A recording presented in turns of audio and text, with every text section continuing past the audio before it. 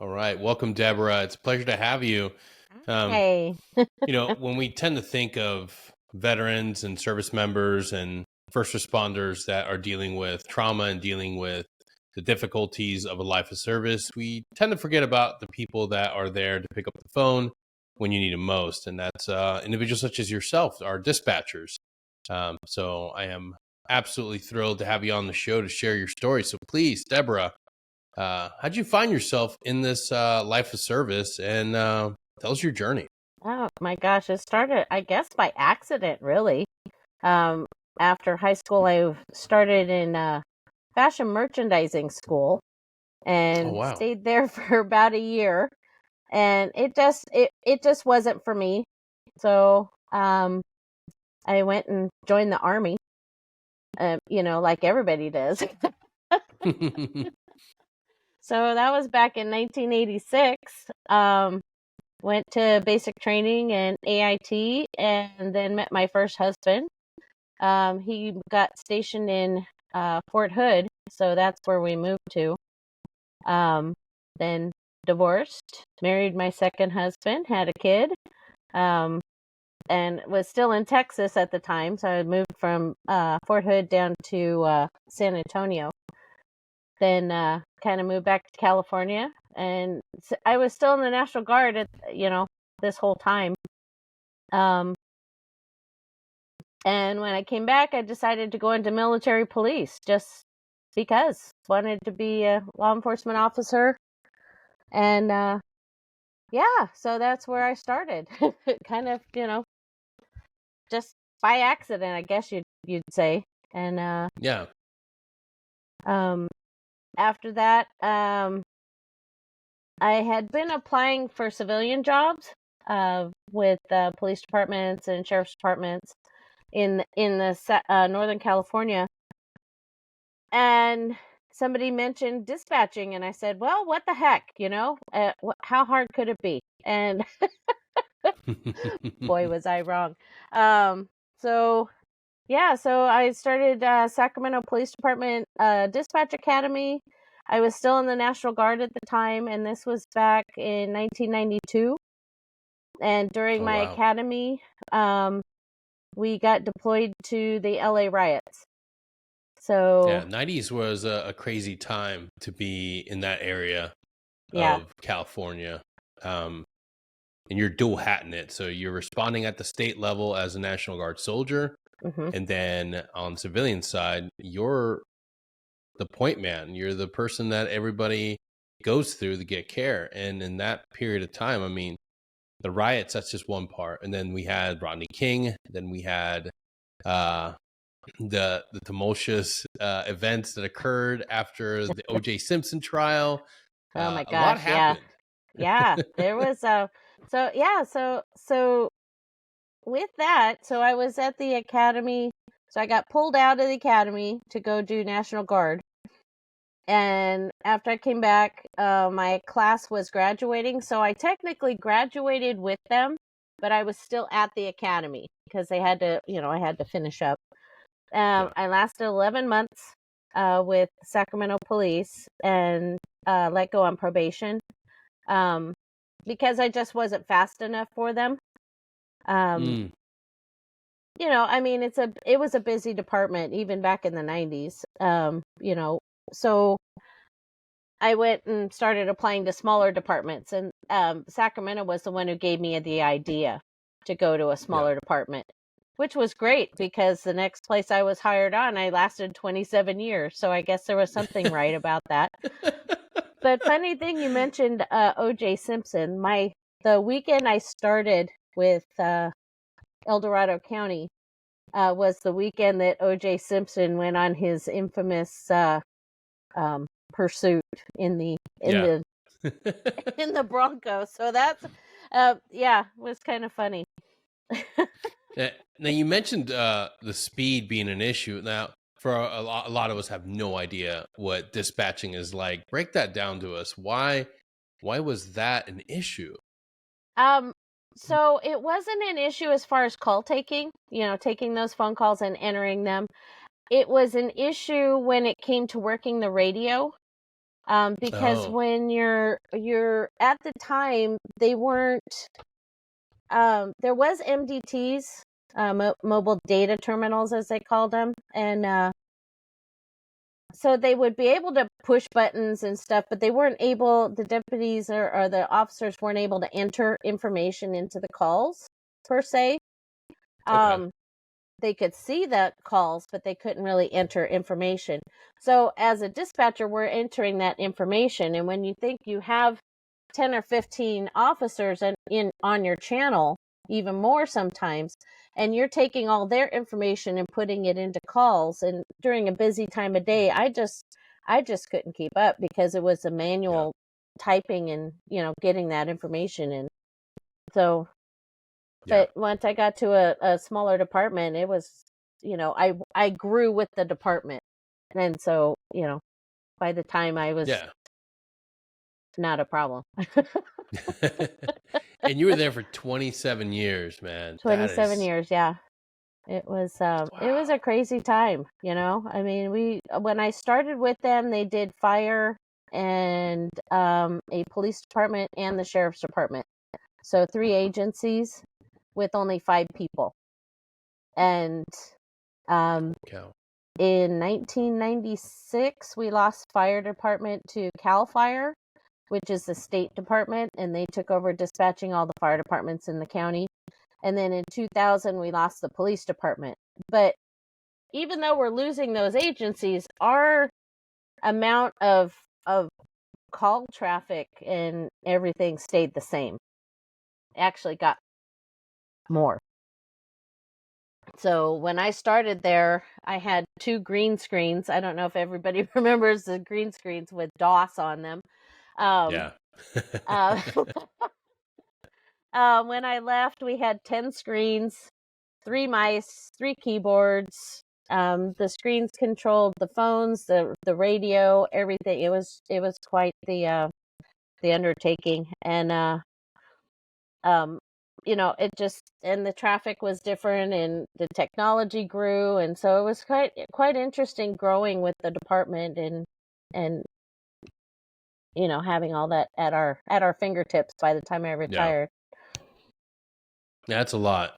And for a lot of us, we have no concept. I mean, we can explain what we go through, and general public has a good idea of, whether it's dramatized and idolized, people understand what our military goes through. But a lot of us have no clue what it's like to be in that world of a dispatcher. Take us into that. Oh my I gosh. just Well, from nobody my calls you on understanding. their best day, so Yeah. and Exactly. it was quite eye-opening. I mean, you go in, and I was pretty naive as to what actually was going on in the world. I mean, in my own city Yeah. and in on the streets.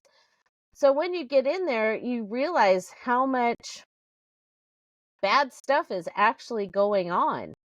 And so, I mean, when I worked at Sacramento, my very first 911 call that I was allowed to take was a mom that had found her daughter had committed suicide.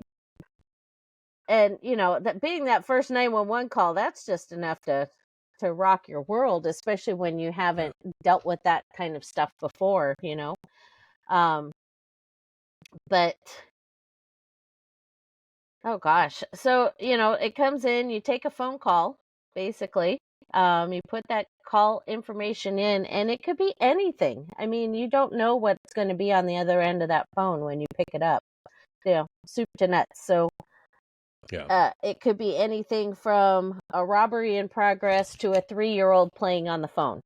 I mean, that's the Yeah. range that you're going to get. And when you're taking those phone calls, you don't have enough time. If you have just come off of a traumatic phone call, say you're working with a stabbing and you're trying to get information from the victim or witnesses or whatnot, you don't have time. When you're done with that call, you don't have time to process all of this stuff that comes through your head and then you're off to the next phone call, and then you're dealing with that 3-year-old, and you're trying to tell him to get mommy on the phone so that we can make sure everything is okay there.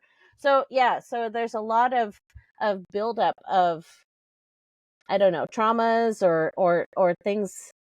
It just builds up over time. So after you take these phone calls, you're entering the call in, you have somebody working the radios, and the radios basically dispatch to the officers, whether it's a silent dispatch with some systems, or by policy it could be a voice dispatch. It just depends on what department it is, whether they're doing that. And I don't know if anybody's listened to a scanner, so you could, Yeah. During those early days, did you have any sort of support? No. And how was that you're expected just to clock in and for your entire shift, just transition from one emergency to the next, to the next, to the next, and then go home? Yeah, But it was, no if you human. can't, yeah. The No thing human was, can if do that. the back then it was, if you can't handle it, you shouldn't be here at the job. So Yeah. you learned to deal with it. I mean, there was a lot of times I was in my car crying after work, And there's the crying on the crux way of it. home. How did you deal with it? How did in that those early years? How did Deborah deal with it? What were So early years, there was a little bit of alcohol every once in a while. I didn't have anybody to talk to. One of my uncles was a cop, so when we had family gatherings, I would be able to talk to him. yeah. My mom always hated it because there was a group of us eventually that were all in law enforcement, and when you're in law enforcement in the same state, you usually have the same codes and uh, penal code numbers and whatnot. And so she would get upset because we would talk in code, because that's how you do it, Yeah. when you're talking with somebody with the same job, you end up talking that new language that you have. And my mom would get upset because she couldn't understand what we were talking about. So, Yeah, it's a way of but bonding. yeah, and so there wasn't really, my husband at the time didn't really understand what was going on, and I could feel myself changing, but I couldn't understand how, if that makes any sense. I mean, you can feel it, but you realize everybody is your friends are kind of going away. Your family doesn't understand, and you just you roll with it, really. I mean, it was something that happened back then, and even when we had critical incidents, there wasn't anybody to come in and say, "Hey, how you doing?" Unlike today, in the last 5 years, there's been such a big change Yeah. with that. But yeah, back then it was just, it just kind of happened, and it just, you had all this buildup until, finally you have to crack sometime. But yeah, you're putting more and more and more into a bucket. Yeah. And at some point it's going to overfill, and that's natural progression of where we're going to now. When was that moment for you, Deborah? What happened? Okay, so October 23rd, 2019, I dispatched a deputy to a call, actually 3 deputies to a call. It was for suspicious subjects in a marijuana grow. And if anybody knows California and rural California, we have a lot of those.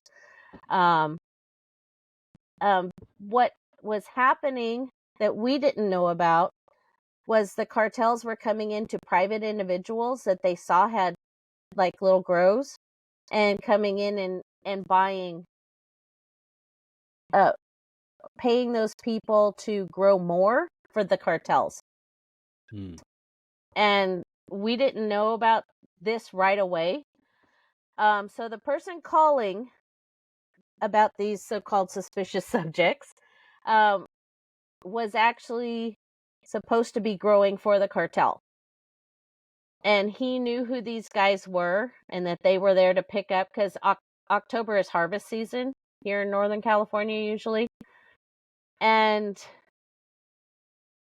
so he knew that these people were there to take his crop, and Yeah. he didn't want to give it up. So he calls us. So we basically walked into an ambush. Mm. So the guys get out there.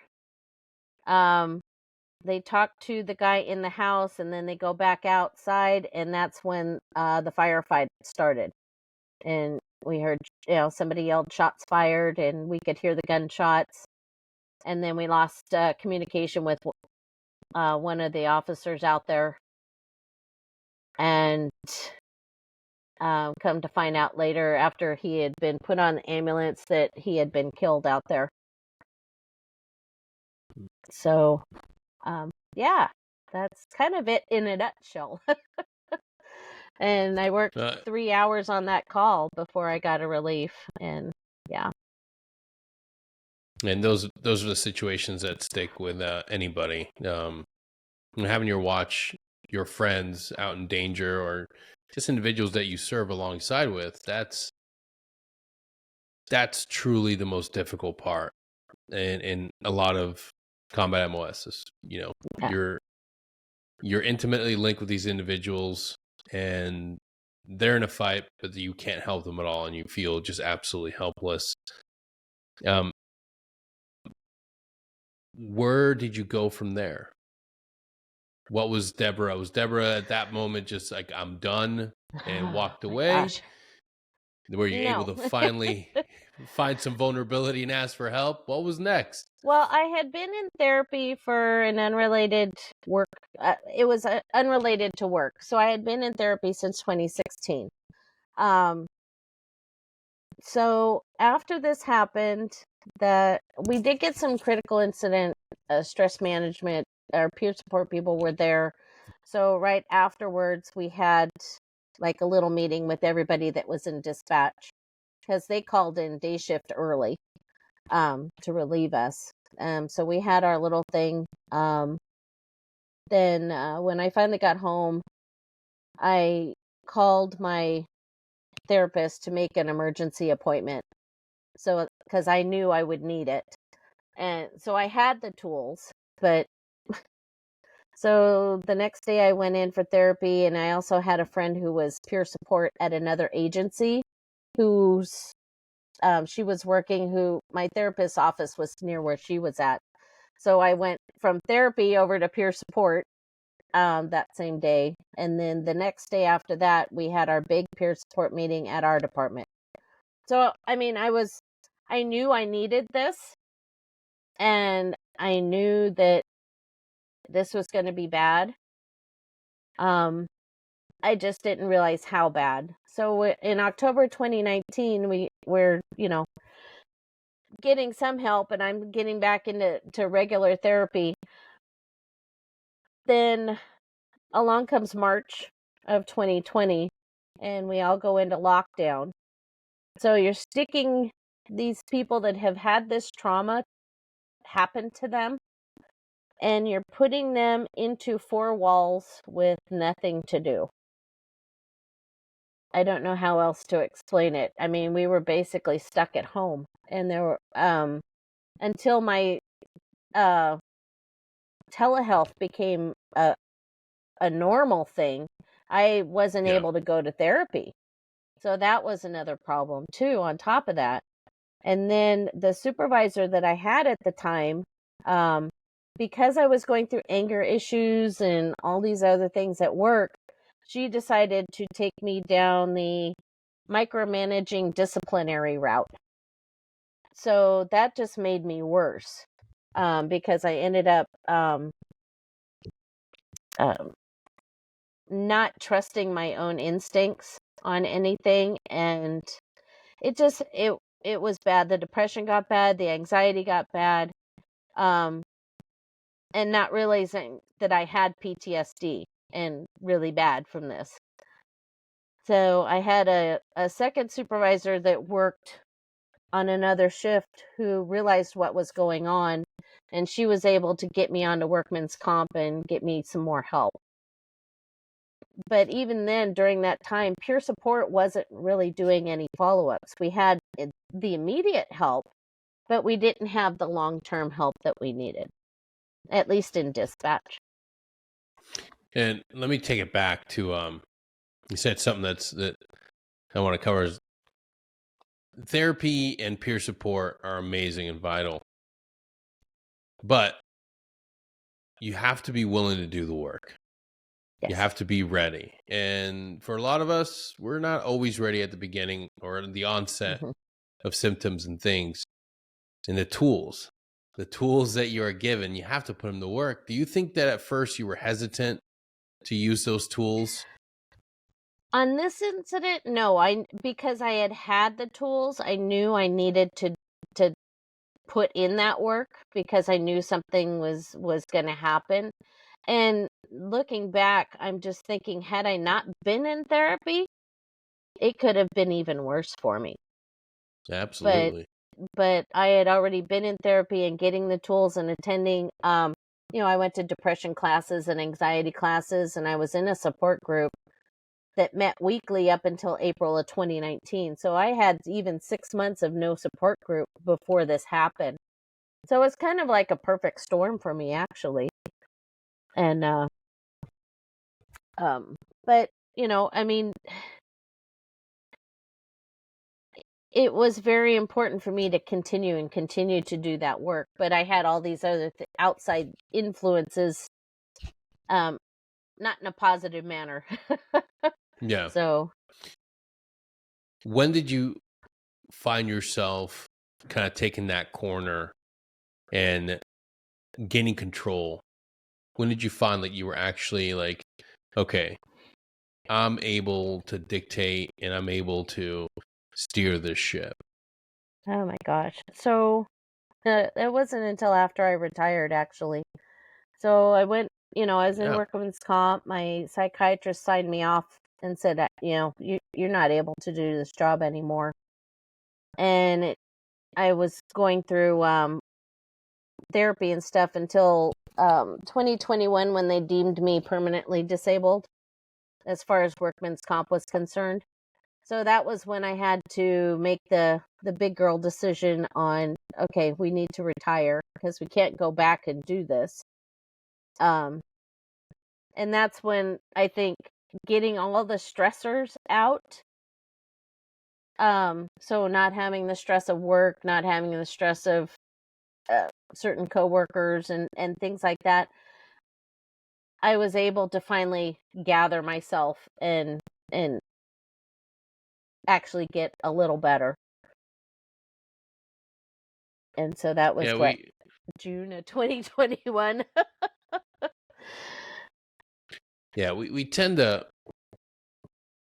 go into survival mode, and then when it gets a little bit better, we kind of feel like it's okay, and we can plateau. We can do Right. just enough work to survive, and we're not really truly thriving. We're rejecting the notion that stress is good. We're trying to constantly stay in the feeling of happy and feeling good.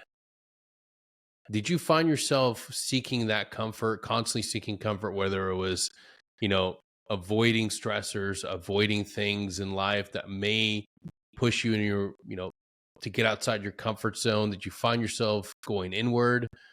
Once you left, what were some of the things that you struggled with? I struggled with finding my place in this world. I don't know. When you're doing this job for so long, it kind of becomes your identity. And a friend of mine said, you're dispatcher Debbie, and I went, yeah, I guess you're right. And it was hard to come out of that and find me again. But at the same time, I had a grandchild that was born right before my psychiatrist signed me out, and so it kind of gave me something to get up in the morning. if that makes sense, because I was watching him Yeah. for childcare That's after. that's the number one pitfall for a lot of us. We kind of bypass our care, and it's different. Like you being a caregiver to a little one, like you have to devote yourself to that little one. Well, But and you're no good to that person if you're falling apart. So it yeah, kind of exactly. helped me get, motivated to become a little better. Yeah.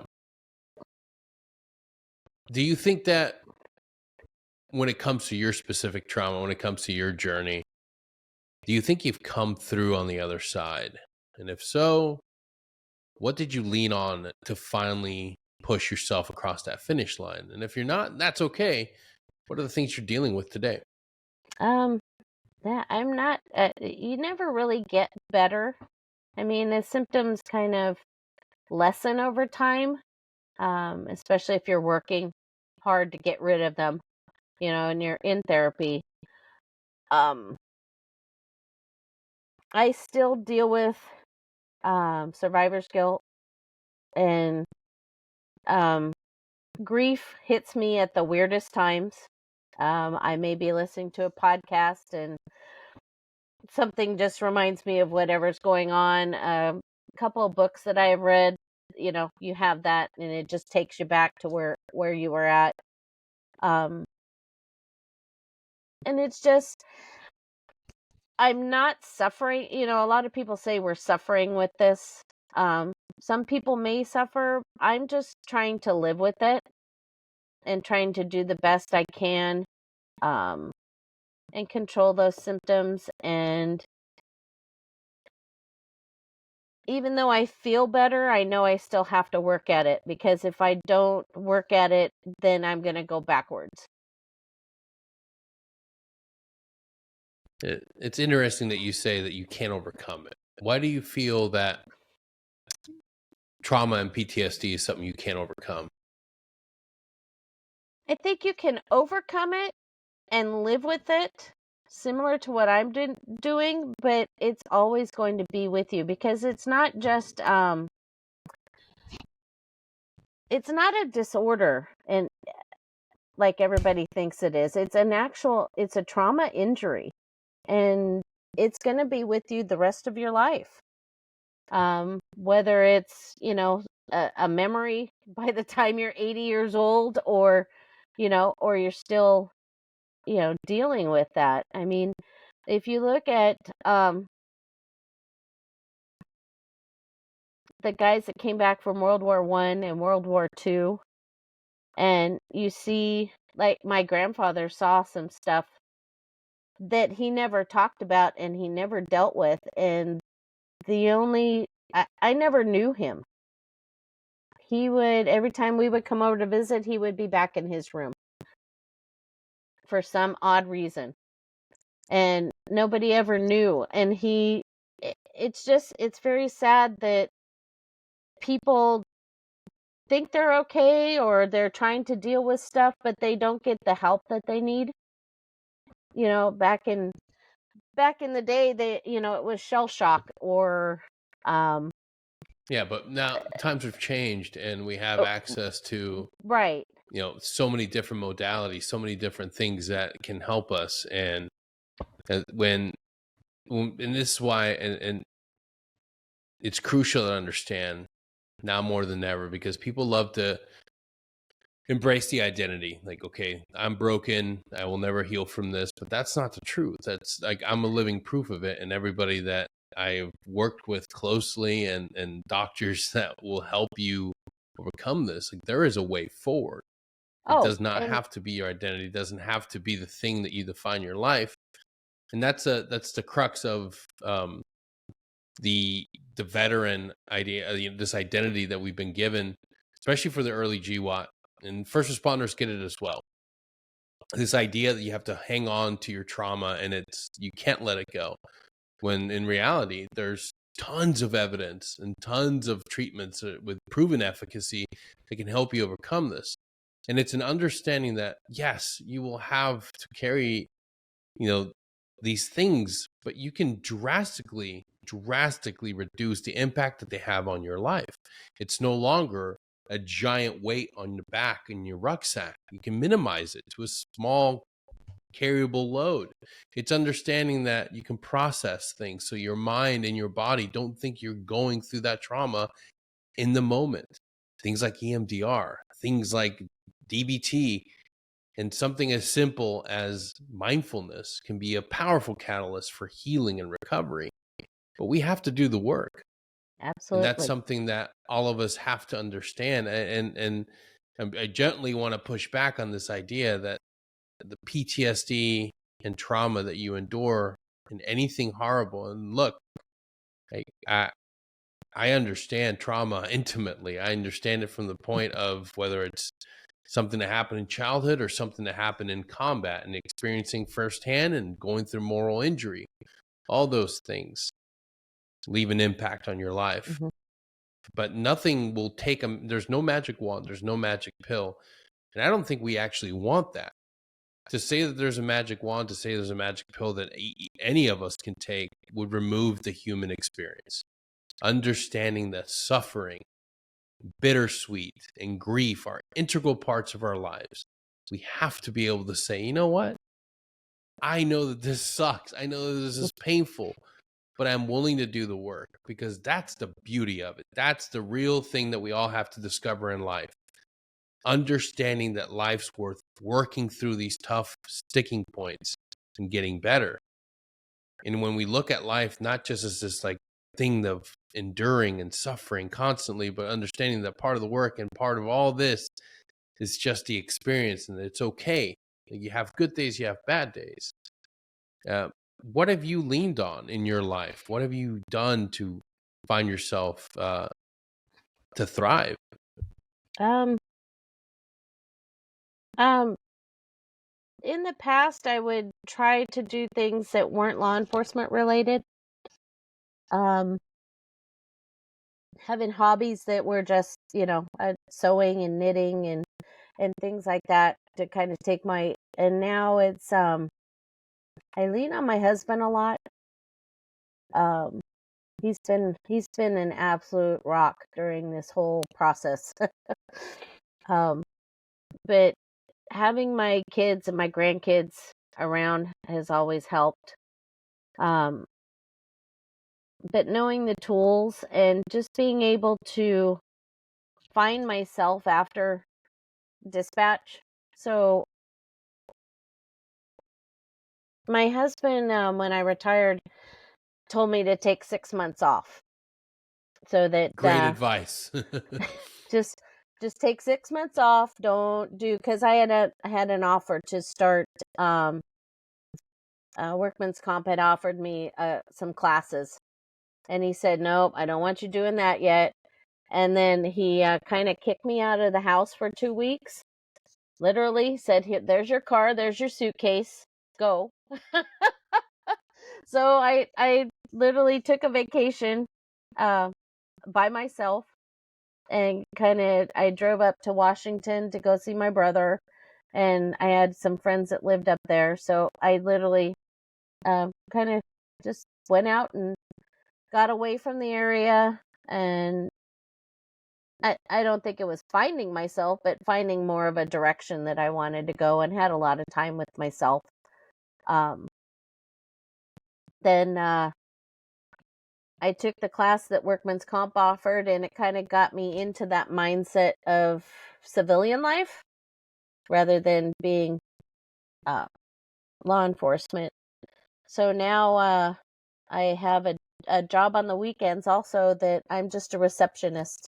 I go into to work, I make coffee, I put out cookies for people, I open up the clubhouse for the neighborhood I work for. And yeah, I talk to friendly people having good days. and it's really helped move me forward. I'm not hanging back anymore. I'm not hanging on that story. I'm moving forward. I'm talking more about my grandkids and talking more about how my week was, rather than, that I feel so bad that, I had this horrible thing happen to me. And Yeah, a lot of people get stuck in, especially when we talk about trauma bonding culture, where we're constantly reliving and re-engaging and talking and talking and talking about it and re-exposing ourselves to what we went through with other people. And whether we know it or not, our bodies, every time we retell that story, every time we retell that trauma, and you get that trauma response and you activate that fight or flight and you get that tightness in your chest, you're part of the problem is you never processed that trauma. It never became a memory of something you went through. mhm, Your body's still reliving that as if you're in that threatening environment. And it can become addicting. And we see it with people all the time. We see it with people that crave that sort of reliving, and it doesn't do anything for us. mm-mm. Being able to overcome that, being able to process that with a mental health professional is completely different. And that helps you kind of package it up and get over it and start moving forward. But when we choose to engage it and share it and sort of, in that trauma bonding experience with either close friends or strangers, it does nothing for us. And kudos to you for moving forward and not trying to engage with those memories anymore. And understanding that, hey, some days you're going to have bad days and Oh those yeah. things will come up. What non-standard interventions did you rely on? Or do you currently do things like yoga or anything like that in your life? I started another support group, which is really good. It's called Power of Our Story, and they're online. And through them, I met this fabulous lady that does a group for women on Sundays. We do meditation and journaling, and it's really been a huge help. Yeah. Been doing that for 6 weeks, and I really look forward to that every week now. And it's just an hour, but it kind of helps me reset for the week. And I'm amongst like-minded individuals, but we don't Yeah. talk about our traumas. We talk about Yes. the happy stuff. Yeah. So, yeah, and so that's been a huge help. And I still do 3 miles a day in the mornings. My grandson and I go on a walk, and we get out of the house and get some natural vitamin D. And Yeah. we end up at the park, and he runs everywhere. And it's nice to just get outside and not, for over 20 years I worked graveyard shifts. So Holy cow. Wait, go back. You stayed on graveyard shift that for the was, yeah, majority of your career? yes, it was Holy wonderful. You loved But it. I loved it. It was great. But, getting back to that day shift, it's been a little tough. It's been what, 4 years this year. So yeah, it's um as soon as my psychiatrist signed me off, I made sure to get myself on a schedule, and You have to. Yeah. because It's been otherwise proven. otherwise I would have been just a mess. So Yeah, it's been proven. Individuals that are on swing shifts or night shift, like it does horrible things for your body. Um, it is, yeah, it is not a good thing. And boy, hats off and kudos to you for taking that on. I mean, somebody's going to do it. Someone's going to be on that. And I would say was that the most dangerous time? It seems like everything bad happens at nighttime. everything bad happens on graveyard, and graveyard Yeah. employees are why we have policies. So Yeah. but I preferred it to daytime. Daytime, it felt like I was more the county operator and just giving everybody advice on Oh, who to call, you know. Whereas on yeah. graveyard shift, it's actual stuff that's going on. So I preferred that much better. Plus, there were no suits in the office. So Yeah. A microcosm of just individuals that need to be there. yeah. Yeah. What So do you yeah. find yourself looking forward to in this second chapter, in part 2? Part two. Doing this, going around and telling my story and hoping that it helps somebody. Because I didn't have that, there wasn't this type of, there were no podcasts, there was no groups, no trauma retreats, no nothing like that when, when I started. And if I can help that one person, then that's all that matters. And getting the word out to departments to start this in your academies, get a good mental health base for all your employees, starting in the academies, starting in basic training for the military, and give people those resources and not have the shame or stigma put on it just because you're having a difficult time. One thing that really, my son went into the Air Force.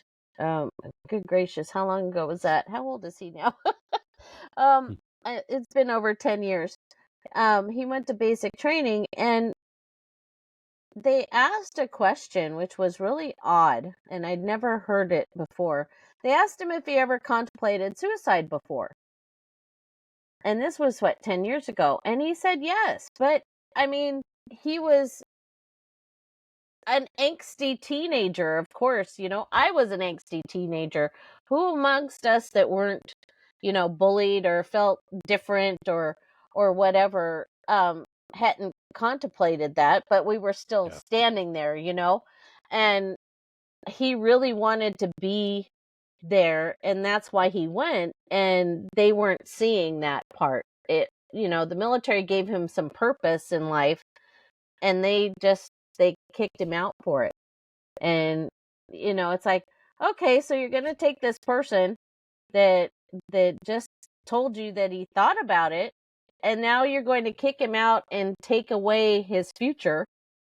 And is he going to commit suicide now because you just sent him home? It just kind of, it was very odd. It really was. Yeah. Yeah,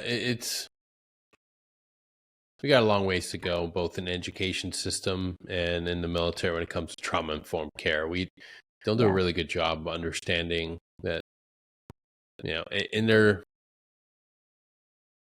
I would argue that if we understood the reasoning and of course there's so much at play, right? Because these individuals, you're going to be put in very stressful situations. So you kind of understand, like, hey, if you have a history of doing this, or if you contemplated it before.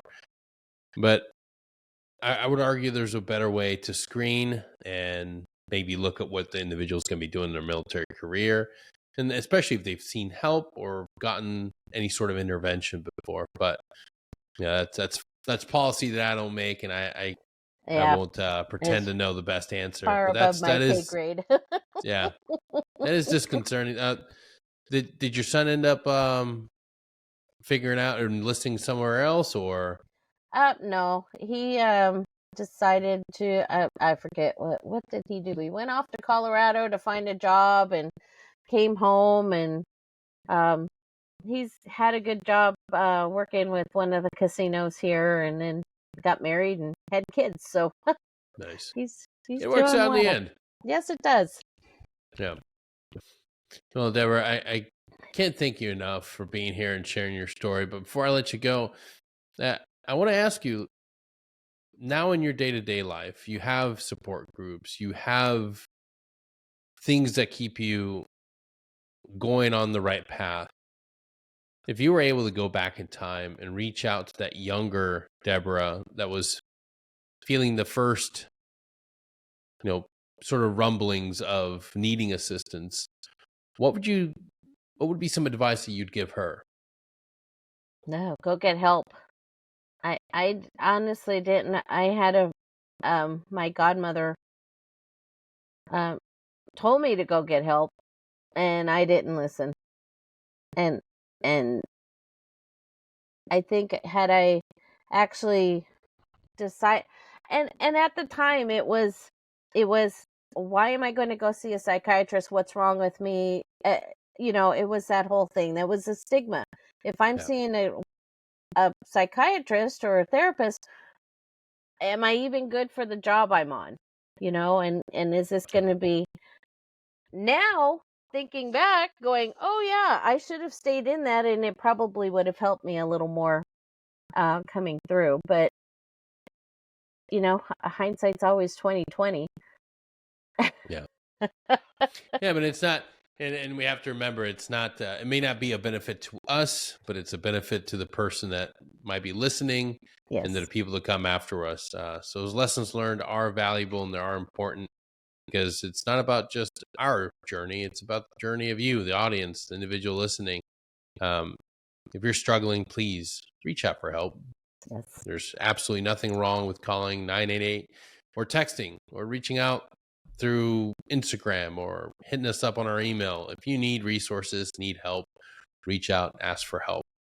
Deborah, again, thank you so much for being here. I am so appreciative of your time and your story. And I can't wait to hear from your next adventure. And to all of Yeah. you listening, thank you for tuning in, and we'll see you all next time.